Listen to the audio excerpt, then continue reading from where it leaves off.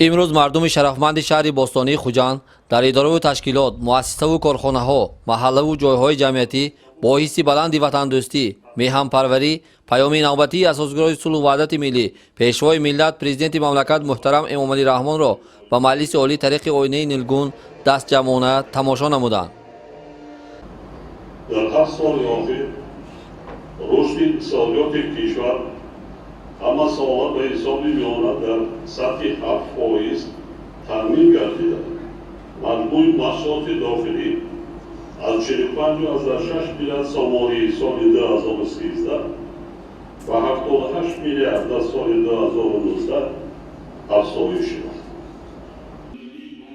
در پیام خود به مجلس عالی پرزیدنت جمهوری تاجیکستان پیشوای ملت محترم امامعلی رحمان سمت‌های اساسی سیاست داخلی و خارجی مملکت را برای دوره‌های آینده معین نموده اوید به پیشبرد منفعتبار سیاست خارجی و تأمین پیشرفت ساحه‌های اقتصاد و صنعت، انرژتیکا، راه و نقلیات، امنیت و مدافع، حفظ و حقوق و ترتیبات، تندرستی، فرهنگ، علم و معارف، حفظ اجتماعی اهالی، جوانان، ورزش و سیاحی وظیفه‌های مشخص به میان گذاشتند.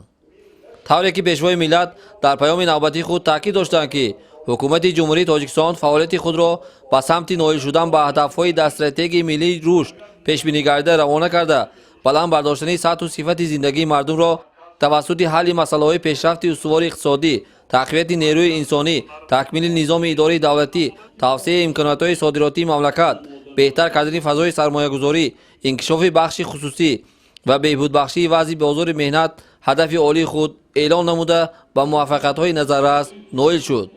سال جاری نیز برای نائل شدن به نشاندهنده‌های باز هم بیشتر در حجت استراتژیکی پیش بینی شده قدم‌های استوار گذاشتیم. در انجام پیام خویش پرزیدنت مملکت دعوت به عمل آوردند که تنها سعی و تلاش صافدلانه، حس مسئولیت در نزد خلق و وطن و اقدام و تشبس‌های سازنده ما را به هدف‌های معین نموده‌مان نزدیک می‌کند و برای پیشرفت با ثبات کشور تمام امکانات و ذخیره‌ها موجودند.